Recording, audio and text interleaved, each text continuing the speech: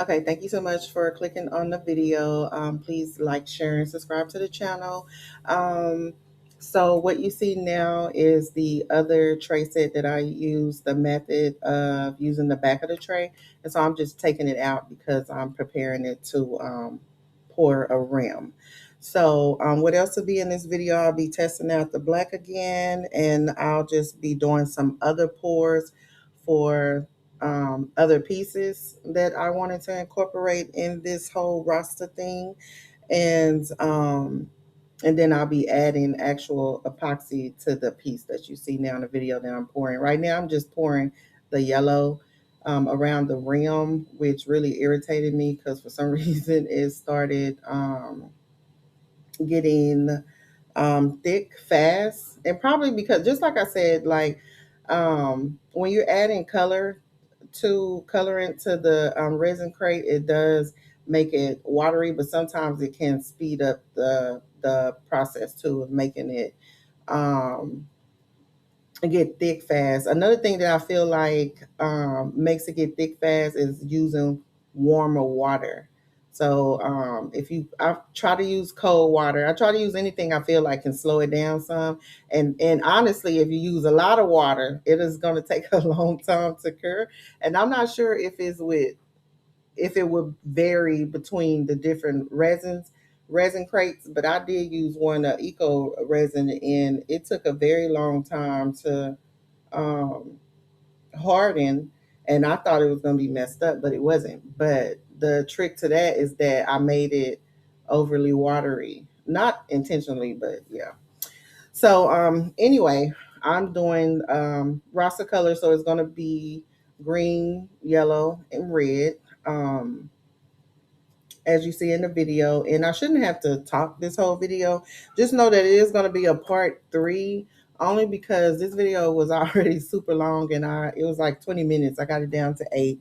And the other video is going to be demolding, and I'm also going to be trying this other tool because I did end up making the epoxy run over on the bigger tray, and that's because some parts were uneven. So like I was stating in my other video, if you're going to use this method with using the back of the mold, just try to make the pieces as thin as possible, especially with these trays, because it did cause it to be, uneven. And yeah, that resin, especially when I added the alcohol, it just started running all over the place. And because of that, it caused a very big rim. Not nothing major, not nothing really serious, but outside of me wasting resin, that's about it. But very fixable, so it wasn't so much of a big deal. And then the other video will also be me testing the wax with I think I had used, I can't remember which varnish I used. I used a varnish to try to see which one was going to hold the black as well. So that is what will be in the video tomorrow. Um, but in this video, you're just going to basically see me mix and pour the different colors, and then show you what I use for the black, with which I use for the black this time. Because if you watch my other video, you know I use the mecha powder, and then I use the resin crate coloring. For this black, I'm going to be using um, acrylic paint black. And you know what I was thinking too? I use acrylic paint black matte.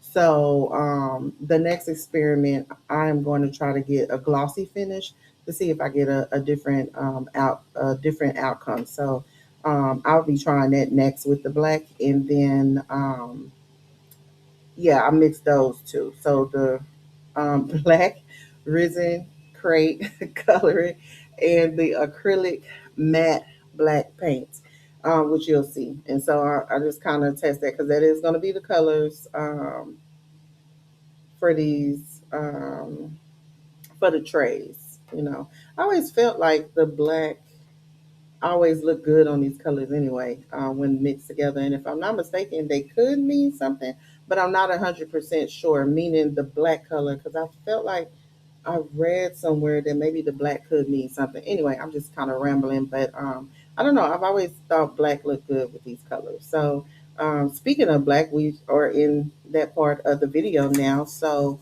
um, with that being said, I believe that's pretty much it that is going to happen in this video. I'm not going to talk the whole time, even though I could, but then I'll just really be rambling because I just pretty much told you everything that is in the video. And then so just like, share, and subscribe so you can see part three. And you definitely don't want to miss that tool I'm going to use to trim. It's a new tool.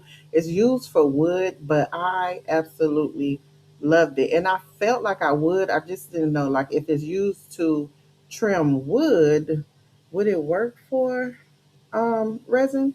And it did. I really loved it. And I ain't gonna act like I wasn't struggling at some points. But, and listen, I might even let the live sound go where you can hear me struggling. I just usually don't do it in these videos because I'm always usually something else is going on in the background. Like when I was recording this video, I had my grandson, so you could just hear him making noise, asking questions. He's just running amok. He just running all up and down. And then my son was playing his game, and then my daughter's, my youngest daughter is hollering at her nephew. So it'd be a lot going on in these videos, I promise you. But the one where I was using that tool, I just really I really want y'all to hear like the little squeaky noise as I'm just kind of struggling to try to get it through the thicker parts.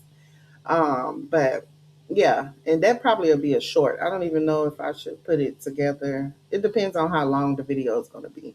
And then, yeah, I'll make up my mind then. But yeah, so anyway, I'm going to get out of here. I hope y'all have a wonderful day, and I'll see you in the next video. Thank you so much for watching. And again, don't forget to like, comment, share, and add your thoughts down below. Bye.